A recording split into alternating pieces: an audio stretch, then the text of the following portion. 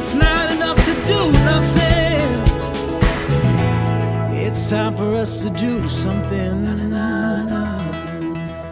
There is a group of local business people who have got together and said, you know what, we just want to look after Queensland, look after our families, look after our staff and our community. And these government mandates are going to absolutely destroy all of the above, not to mention the obvious trampling of human rights. And so they've gotten together and basically had some extraordinary public meetings, town hall meetings with Senator Pauline Hanson and Senator Matthew Canavan recently, which had great results, enormous turnout and fairly positive press coverage, even on the lying harlot media.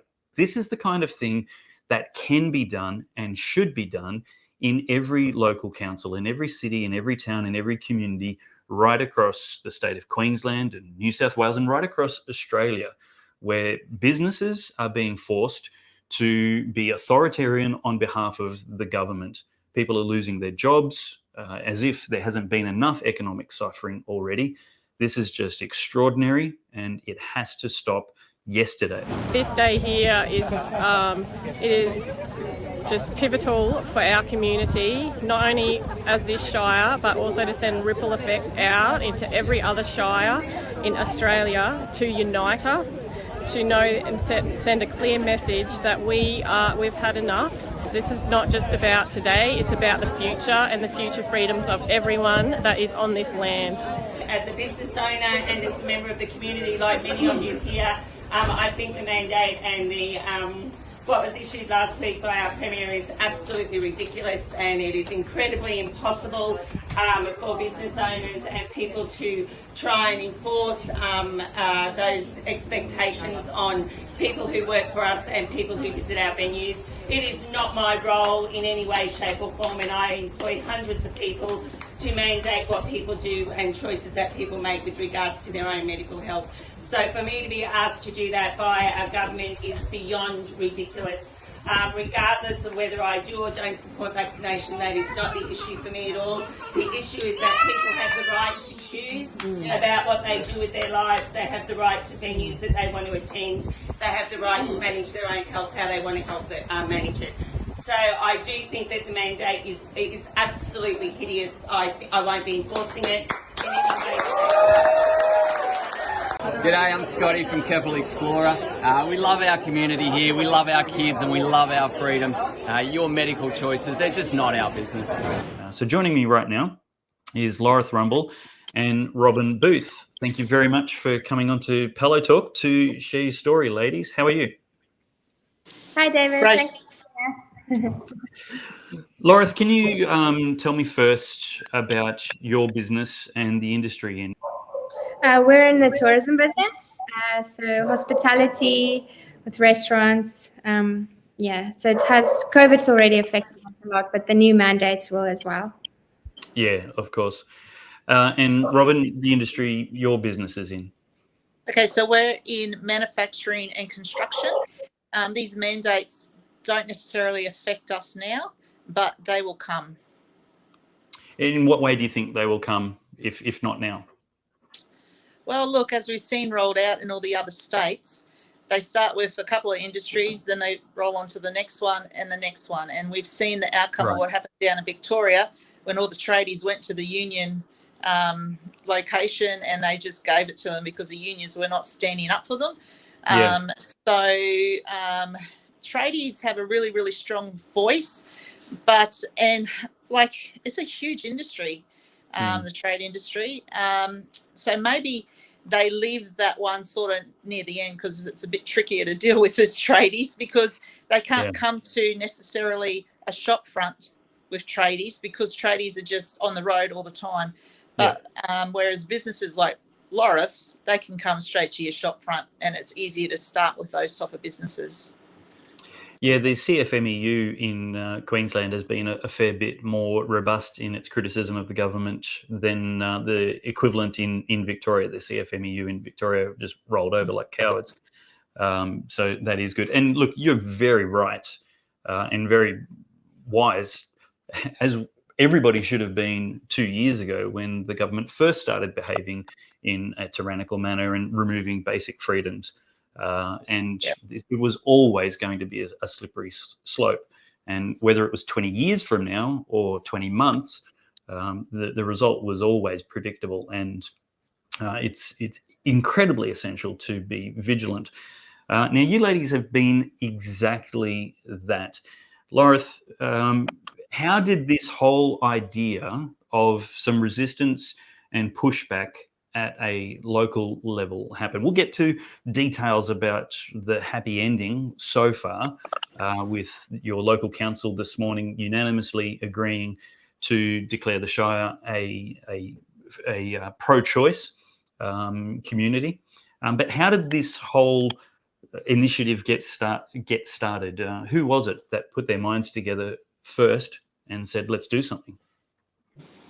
Look, there was just a few of us, about 5 business owners that started talking to each other, and we just spoke about our concerns and the things that we were seeing and the news that we were hearing, and we have a lot of employees between those 5 businesses. We probably employ roughly close to 100 people, and we started talking to each other because we had a lot of employees that came to us and said, look, we are concerned. We don't want to be forced to have these vaccines. And I guess it just kind of rolled on from there. First and foremost, we wanted to see if there was other businesses that thought like us. We weren't sure if we were a minority.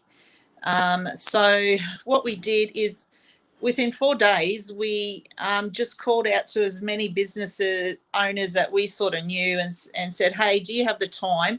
We'd like to just get together and meet and find out if you have concerns about possible mandates. So now the mandates hadn't come out yet, but they were feeling that something was going to happen soon. So within 4 days of doing that, we had 50 people turn up, and that just like surprised us like you wouldn't believe. So we really wanted to get their voice. We didn't want to stand up there and give our little spiel about, our thoughts and everything else. So we put them into groups. And particularly one thing I'm really, really big on is you need to get to know other businesses in town. So I said, do not sit with people you know. You need to sit with other people. You need to get to know these people, because these people have to, come in and support you if required. So we asked them to sit down, brainstorm. What are your questions that you have that are concerning you? And we need to know, how do you think we can make our voice heard? So that's how it all started, with just that one meeting.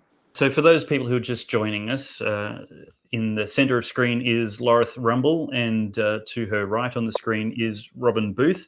They are from the tourism industry and the construction industry, and they're based in or near Yeppoon, which is in the Livingstone Shire Council. And these ladies have been part of a small group of 5 people who got a group together to push back against vaccine mandates out of concern for the impact on businesses, not just profits, but businesses represent families, they represent people, they represent employees' families, and it's one of the wildest notions I think I heard in the last 2 years was the idea that some jobs were non-essential. Try telling that to your kid or your family that your job isn't essential and the government thinks it's not essential for you to be employed. It's totally okay to lock you down and keep you at home. Yep. What happened after that group of 50 people? You got 50 people together, which is a great turnout. So you obviously got the feeling rather quickly that there was a deep undercurrent of fear, if not anger and disagreement with the policies that the Queensland government has unilaterally announced. I've been in the area for probably 5 years now. I'm a business owner. I just believe people should have the choice, the right to their own body and the right to choose, their freedom really. And I feel like, Australia's not so much of a free country anymore. We're from Keppel Sands. I own a little business there called the Keppel Sands Co-op. and COVID has impacted on us very severely, and the changes of these mandates is a major problem for us. We're from a small community where it's hard to find staff anyway, and if we can't employ people who haven't been vaccinated, we have a major problem. I have had a business here for 15 years in Yeppoon. It's everyone else in my region here in Yeppoon who will be affected. We are not for or against vaccines. We are against discrimination to all businesses. So, Robin, what was the next step, and how did you get to the town hall meeting from that initial interest meeting, which had about 50 people turn up?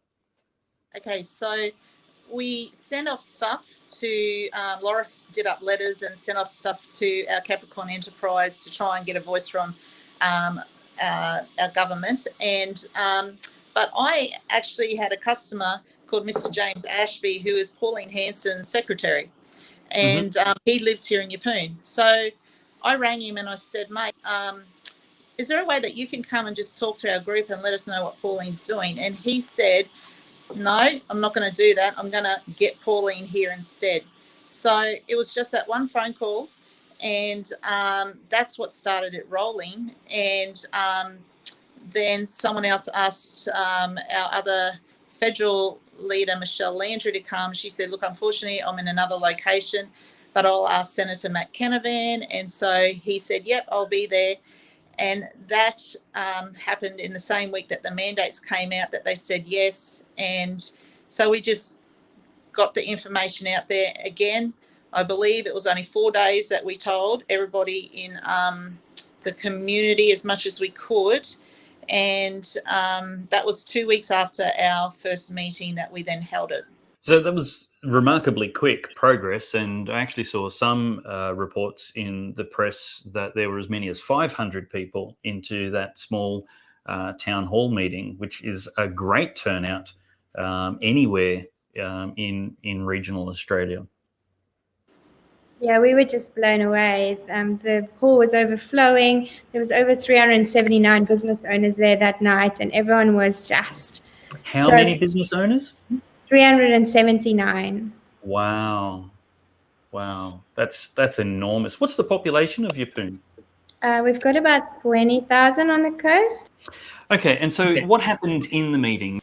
So we basically started it off with one of the medical professionals in our community that lost her job, or she's been put on special leave, and she did a talk about what she's seen and the statistics and what's happening in other countries, and talking about a whole bunch of topics. Her talk was incredibly captivating and informative, factual. And after she spoke, we then took the questions from our first meeting when we had the 50 business owners, and we tabled that to both Senator Hanson and Senator Canavan. They were both really great. They spoke out against the mandates. Matthew Canavan said he will vote for Senator Hanson's bill that she's tabling to federal government on stopping the vaccine mandates and no discrimination laws against the unvaccinated. So we had just a great outcome from that meeting, and a lot of the questions was answered, and it was just really amazing. We've got beef cattle in the local area, and we've got a couple of businesses that we run in the central Queensland area, and we're just here today to try to get some control on state government with their state of emergency laws. My concerns are what the precedent this sets for future. My bill is a private member's bill. It is to actually stop mandatory vaccinations, plus also you cannot discriminate against anyone who wants to have about having a vaccination. So you can't discriminate, whether it's in business, working for someone, accommodation, goes through the whole lot. So that's what my bill is about. Let me explain to you. Now, I'm surprised to hear Matt say tonight he will support my bill, which I'm very shocked and thrilled. Thank you, Matt. The Premier of Queensland, what she's put up on her website, she said it is in line with the National Cabinet. Who heads the National Cabinet? The Morrison government. The Morrison government, he stood up there and said, we will not agree with mandating. He's backing it all the way. He He knows he can't do it under the Australian Constitution, section 51(23)(a) of the Australian Constitution. He cannot impose civil conscription on the people with medical procedures. He knows he can't do it under the Constitution, so he's allowed the states to do his dirty work for him.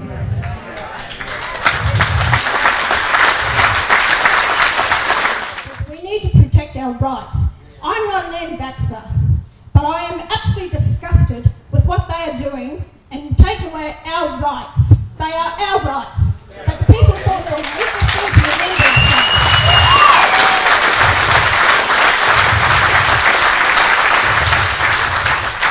It breaks my heart to see what's happening in this country and see that innocent people are dying, having put this shit into their bodies when they don't want to. They don't want to have it. This is not the country that I grew up in. I am so privileged and so fortunate to be a Member of Parliament to try and represent you to the best of my ability. As Matt said, you can't do it alone. No, you can't. But where there is a will, there is a way. I never gave up standing for Parliament. They called me a serial candidate because I knew I had something to offer. Maybe it is my time now to push this one issue for the Australian people to make sure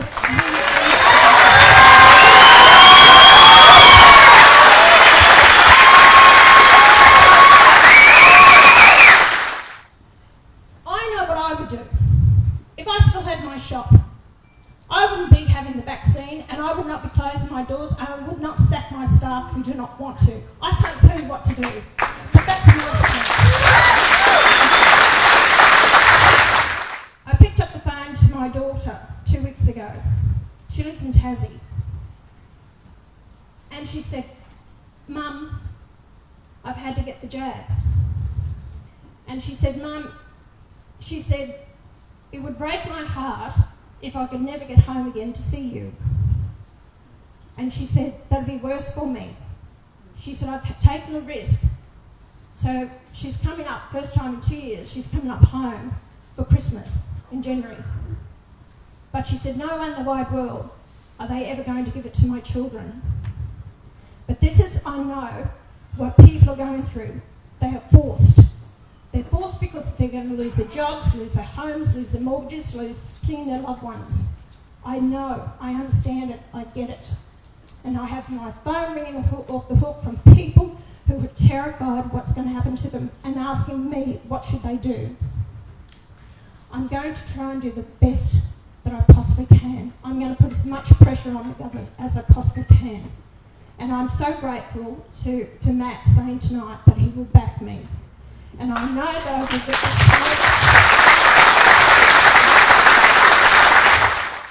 Then it is up to us then to put pressure and make those changes. Then it's up to our Prime Minister, who's supposed to be the leader of this nation, see if he's true to his words and said he will not mandate it, which he says. He's got the opportunity now, next week, to actually pass my bill with the full support of his government. If not, you know what I say to you? Throw him out at the next election.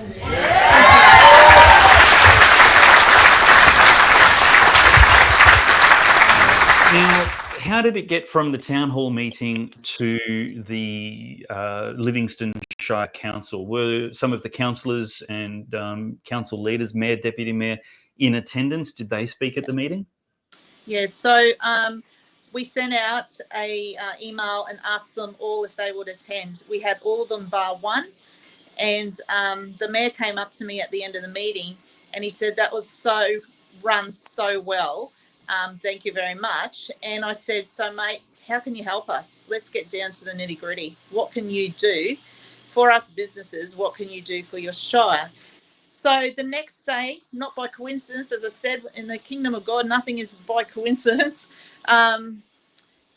They had their monthly council meeting, and he put a point right at the end of the meeting. He called it an emergency motion about what happened the night before and what the businesses are asking us to do. And so they then said, okay, we will spend the following day asking legal advice in regards to this and where we stand as a council.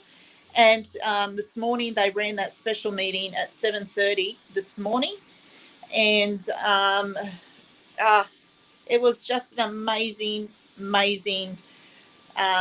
moment that happened today. But one of the most amazing things is the people heard about this meeting. Everybody got the news out, and we would have had 200 to 300 people standing outside the council chambers. And as the councillors came in, we clapped, we applauded, we thanked them very much for doing this for us. And when the councillors started the board meeting, they said, never ever have we had people waiting out the council chambers before we proceed a meeting, and even to just applaud and thank us. That is a really unique manner. Because we've got to realise, yes, there's a moment to protest, but then when people are going to go in to fight for you, you've got to applaud them, you've got to thank them, and that gives them courage and makes them go, okay, we can do this for these people. So that's what happened this morning.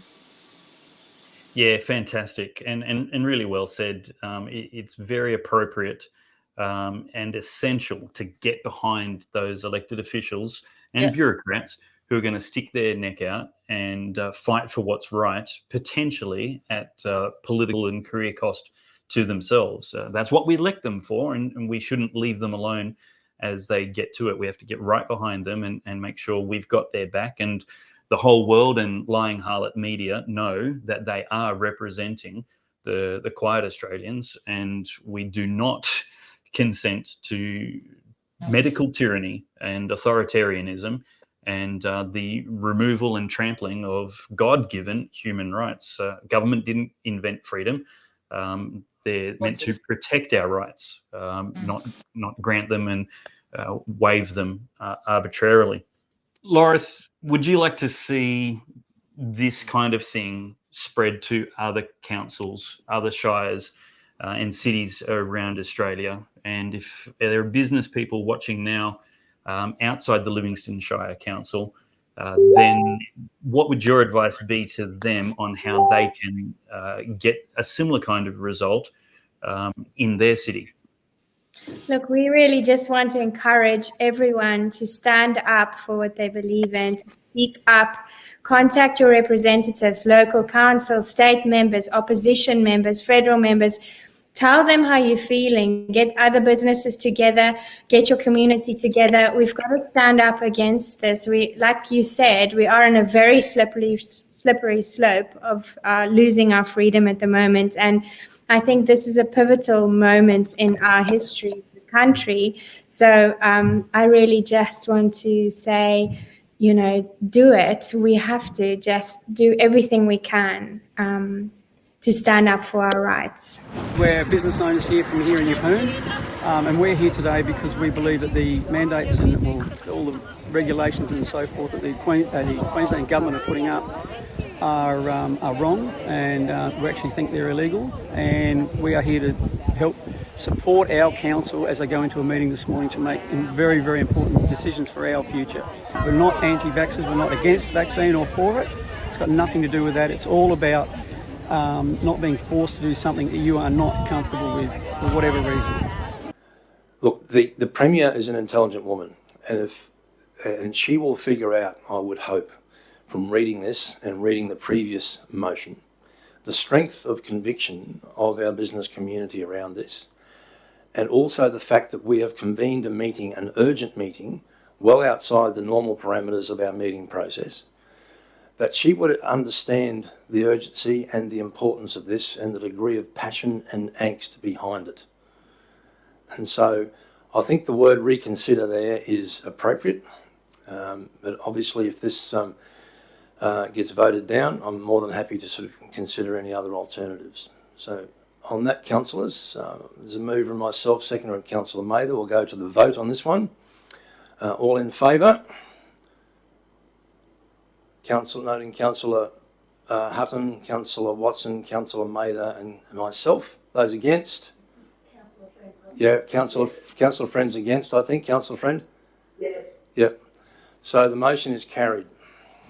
every single one of our councillors and the mayor unanimously said that we want to push and support businesses in all of these matters of we don't have to push onto our employees to get vaccinated. We don't have to check our customers as they come in if they're vaccinated or not.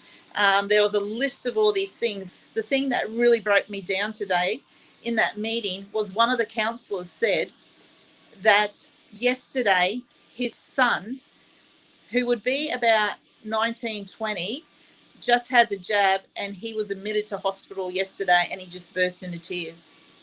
It has driven home big time into our community. You know, it's going to make our voice even stronger and louder. And one amazing thing about it is this. One of our councillors is actually in the Whitsundays at the moment at a big council conference. And everyone from Gladstone North, all the council representatives are at this conference. She said, Robin, tomorrow it's going to be my turn to talk.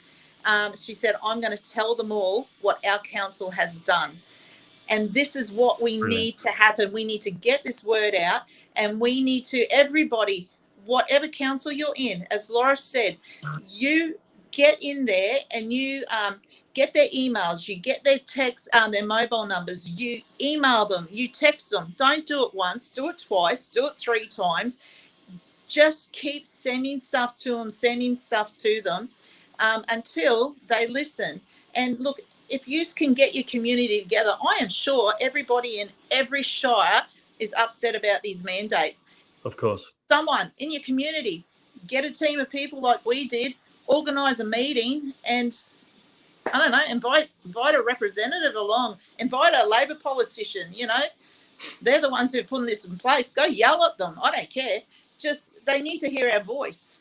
Yeah. So we just, if we don't speak now, our voices will be silenced. This is, as Laura said, a pivotal time in history. And what we're hoping is what has happened in Yeppoon today is now going to create a ripple effect through all of Queensland, and it'll give everybody this hope and this courage. I went to my chiropractor this morning after the meeting, and he knew nothing about all this was going on. And I know he just does not want to be vaxxed. He was in tears nearly with me. He said, Robin, this is shit. And it is. That's what he said to me. I don't want to get vaccinated. This is everything that we're against as a chiropractor. And I went in there today and I said, mate, did you hear what happened? And he just broke down in tears. He couldn't believe it, that this has happened, that someone's listened and someone is standing up for them. Yeah, yeah. Well, congratulations to you both. Congratulations to the Livingstone Shire Council and Mayor Andy Ireland. Extremely well done. Your shire, your residents, Queensland and the nation standing up and applauding the integrity and character. And, you know, Scott Morrison has just today come out and said he really doesn't want states to be imposing these mandates. I think this is the 15th position he's had on the topic. And what we want to see is something along the lines of legislation actually saying you don't get to trample human rights because you're in a bad mood or because the health advice says so. These are inalienable. I put a post on Facebook yesterday highlighting that this is in the Liberal Party's statement of beliefs. The first item in their statement of beliefs is in the inalienable nature of human rights and freedom. And that's what we want to see, is some consistency from the Liberal government currently asking us to re-elect them. Make this law. Human rights are inalienable and you don't get to trample them because somebody said there's a pandemic. It doesn't matter. They're inalienable. That word means you can't take them away during a pandemic or a war or anything else at all. There is no excuse good enough to violate human rights. No. And you can love the jab, go out and get it. But if you choose differently, you should be treated exactly the same as everybody else. It's shame on any employer that enables government tyranny by asking the questions the government is now asking them to ask. and nobody should answer. Everybody should answer that question from their employer. Mind your own business. Yeah, It's got nothing to do with anybody else.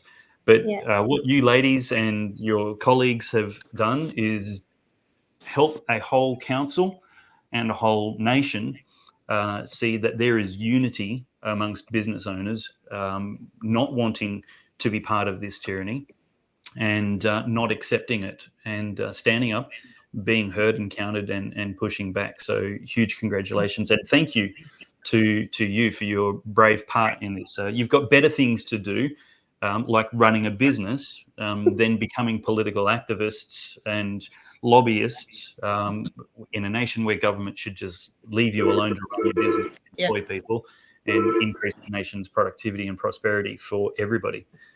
So thank you for picking up the sword and entering the fight where so many politicians have failed to. Can I say something? Please. This is to everyone watching. 2 weeks ago, the Lord got me up out of bed at 2 o'clock in the morning. He said, read the book of Esther. So I read it. And he said to me, we're in the days of Esther. If you look at the book of Esther, it's really not about her. The story is about Mordecai. Because Mordecai, this one man, refused to comply and bow down to Haman. Go and read the book. Go read the story. He refused to comply. Of a whole nation of Assyria, as this man Haman walked through the peoples and down the streets, only one man would not bow down, and his name was Mordecai. And it was him who put Esther in a position and said, you go and speak on our behalf, because if you don't do this, don't think because you're in the palace that you can be hidden away from this, but you and your families will die. But who knows? You've been put in this place for such a time as this. And I just want to say, everybody out there, you are the Mordecais who need to not comply. And then you need to cry out to the Esthers, which are our politicians, which are our shires, who can get in there and speak on our behalf. Don't comply. Stand strong. Link together. Support each other. And you will make an impact. This is certainly a time for businesses around Australia to show their character. I hate the idea that any business would agree to turn away a group of people based on medical discrimination. I think that's just appalling. I hate that any business would be so spineless and lacking in character as to follow a government directive to ask their employees about their private medical information. That's just nobody's business. It's got nothing to do with anybody, especially something like, I don't even want to talk about the low risk of COVID, because a high risk wouldn't change my opinion. You still don't have a right to ask. This is fundamental to human rights and freedoms. And it's not about vaccine or mRNA or COVID or Wuhan flu or Fauci or any of that nonsense. It's got to do with government. Stay out of our lives. If there's a risk, we'll manage it. Leave us alone. But oppressing 25, nearly 26 million people to protect an individual is incredibly selfish. What you need to be worried about is the devastating oppressive impact on nearly 26 million people, because you're taking away these fundamental rights that God ordained government should protect, not destroy. So I'm seeing more and more just exciting, encouraging things where businesses are demonstrating kindness and openness, where they're saying, hey, we're pro-choice and we won't ask about your vaccine status. That's none of our business. Come on in. Everybody's welcome. That's the kind of Australia that I believe in and that I want to see more of. Annette Seymour Robbins says that she's often thought of the story of Mordecai during this mandate environment we're in now. Awesome. And Kay Sheether said brilliant, and Beth Kenny, wonderful effort. Juzzy Dean said, well done, that's fantastic news for Queensland. Keep it rippling. Love from Victoria. Other people, good on you, guys and gal. It's guy and gals, whatever. Love your work. Would love to see it grow in Victoria. a nasty comment about ScoMo that's entirely true, but I won't put it on the screen. Somebody else says, well done, Livingstone Shire. Awesome news. Bless you, ladies. Great stuff.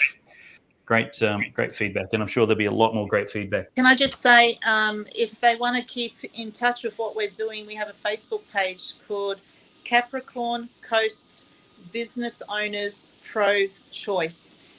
It's public.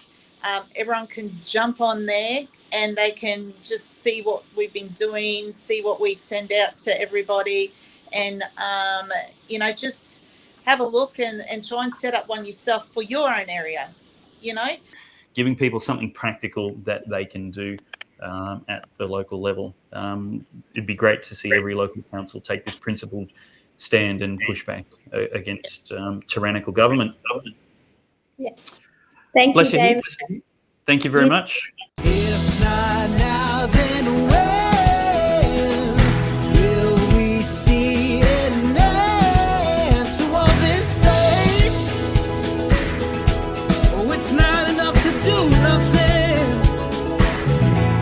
It's time for us to do something.